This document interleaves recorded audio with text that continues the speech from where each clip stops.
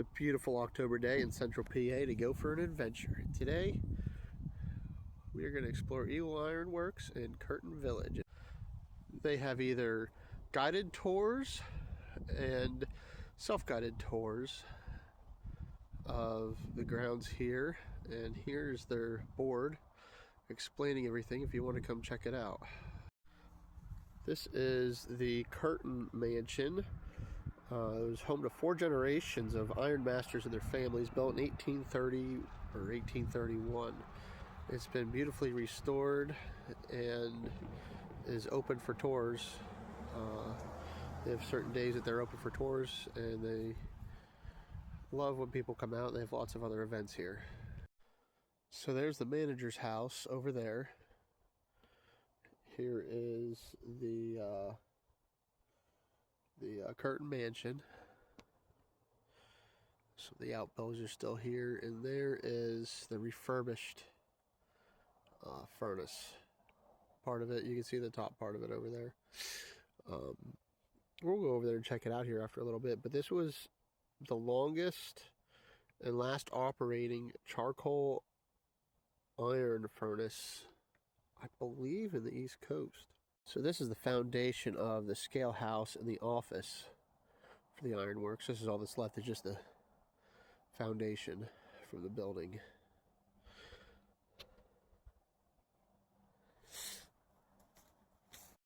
It's been added on to, but here's the carriage house. I believe they turned it into a kitchen for events that they have here.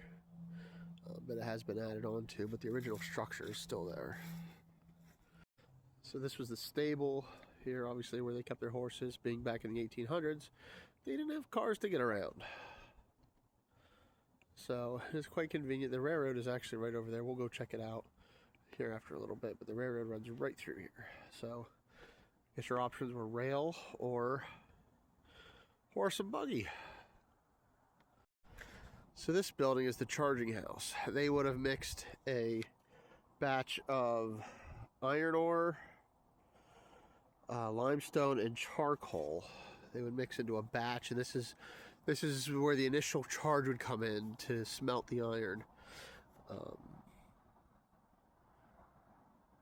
This was where the whole process started, was right here. This building is the blast house. This flume would have ran in, turned a water wheel that ran a blower that would force air through that pipe into the bottom of the furnace. And that's why they called them a blast furnace. They get a big blast of air that would help superheat the iron ore and the charcoal to obviously smelt the iron ore out of the other residual rock. This would get as hot as 2,800 degrees Fahrenheit. So imagine just being near this whole operation. It would be warm.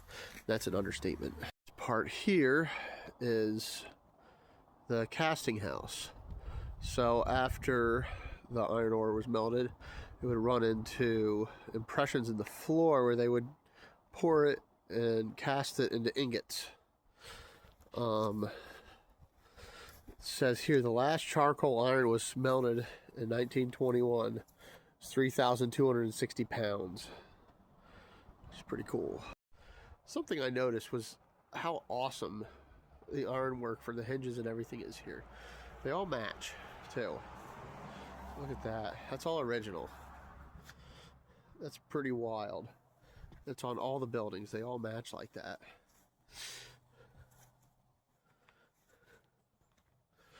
Here's a look into the furnace. This is part of it. I'm gonna walk around the back side here. I gotta walk under the pipe. And I mean, this is, video probably doesn't do it justice on how tall this thing actually is.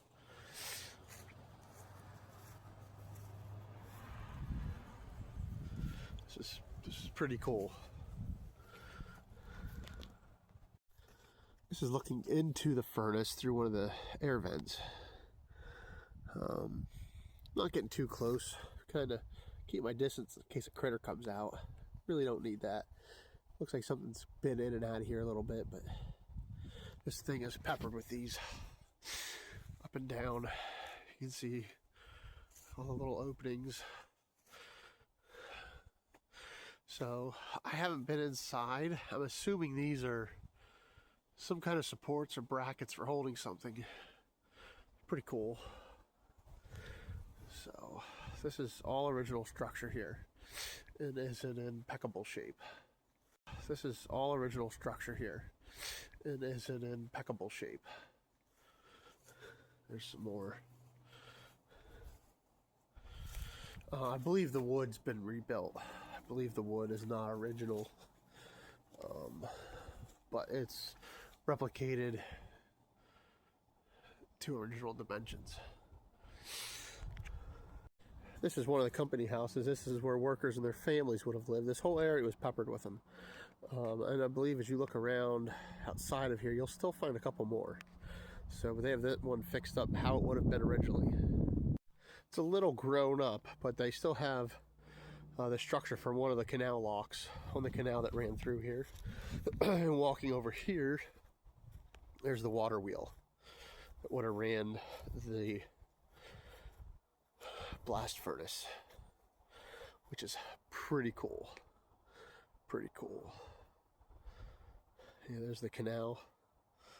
So it's kind of neat. They've done a great job fixing up and restoring a lot of this, so people can come visit.